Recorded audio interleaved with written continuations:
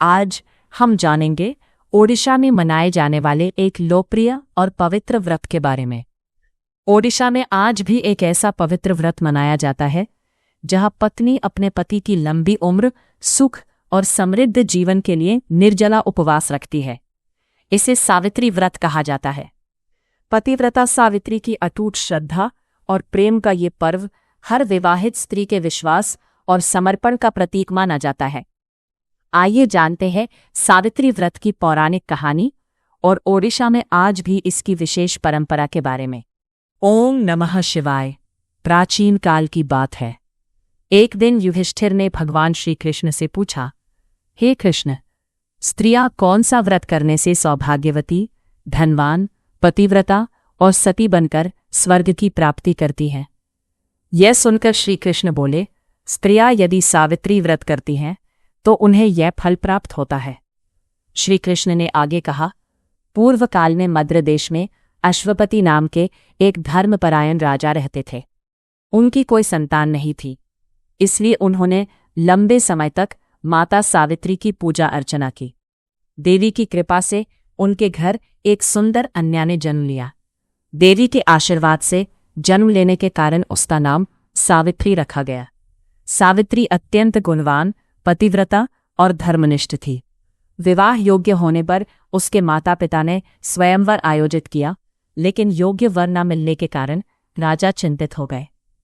तब उन्होंने मांडव्य ऋषि से परामर्श लिया। ऋषि ने कहा कि सावित्री स्वयं अपना पति चुने।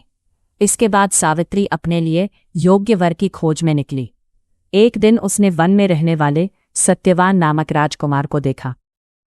उसके रूप और गुणों से प्रभावित होकर उसने मन ही मन सत्यवान को अपना पति स्वीकार कर लिया और यह बात अपने माता पिता को बता दी। लेकिन तभी नारद ऋषि ने राजा से कहा कि सत्यवान अत्यंत गुणी होने के बावजूद अल्पायु है और उसकी आयु केवल 1 वर्ष शेष है। यह सुनकर राजा बहुत चिंतित हुए, परंतु सावित्री अपने निर्णय पर अड़िग रही। उसने कहा, जिसे मैंने एक बार अपने पति के रूप में स्वीकार कर लिया, उसके अतिरिक्त किसी अन्य से विवाह करना पतिव्रता धर्म के विरुद्ध होगा, इसलिए मैं किसी और से विवाह नहीं करूंगी। अंततः सावित्री और सत्यवान का विवाह हो गया। सावित्री अपने ससुराल में धर्म और सेवा में समय बिताने लगी। लेकिन जिस दिन सत्यवान की आयु समाप्त होने वाली थी, उस दिन सावित्री ने उपवास रखकर वटवृक्ष के नीचे लक्ष्मी नारायण की पूजा की। उसी दिन सत्यवान और सावित्री लकड़ी काटने जंगल गए। अचानक सत्यवान के सिर में तेज पीड़ा हुई और वे सावित्री की गोद में लेट गए। तभी यमराज उनके प्राण लेकर जाने लगे। यह देखकर सावित्री यमराज के पीछे पीछे चल पड़ी। सावित्री की पतिभक्ति, धर्म और ज्ञानपूर्ण वचनों से यमराज प्रसन्न हो गए। उन्होंने कहा, सत्यवान के प्राणों को छोड़कर तुम कोई भी वर मांग सकती हो।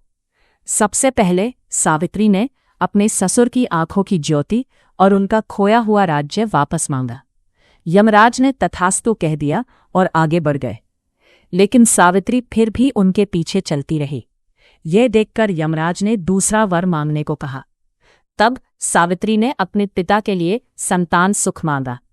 यमराज ने वह वर भी दे दिया और आगे बढ़ गए, पर सावित्री फिर भी पीछे पीछे चलती रही। तब यमराज ने कहा, अब अंतिम वर मांग लो। सावित्री ने कहा, मुझे सत्यवान से 100 पुत्रों की माता बनने का वर दीजिए। यमराज ने तुरंत तथास्तु कह दिया। कुछ दूर जाने के बाद सावित्री ने विनम्रता से कहा, प्रभु, आपके दिए हुए वरदान कैसे पूर्ण होंगे? यदि सत्यवान जीवित ही नहीं रहेंगे तो मैं उनके पुत्रों की माता कैसे बनूंगी? तब यमराज को अपनी भूल का एहसास हुआ। वे सावित्री की पतिव्रता भक्ति से अत्यंत प्रसन्न हुए और उन्होंने सत्यवान को पुनर्जीवन प्रदान कर दिया। तभी से स्त्रियां अपने पति की दीर्घायु और सुखमय जीवन के लिए सावित्री व्रत का पालन करती आ रही हैं। अगर आपको माता सावित्री और सत्यवान की यह पवित्र कथा पसंद आई हो तो वीडियो को लाइक जरूर करें, अपने परिवार और दोस्तों के साथ शेयर करें और ऐसे ही धार्मिक, पौराणिक और ज्योतिष से जुड़े वीडियो देखने के लिए हमारे चैनल को सब्सक्राइब करना ना भूलें। ओम नमः शिवाय। धन्यवाद।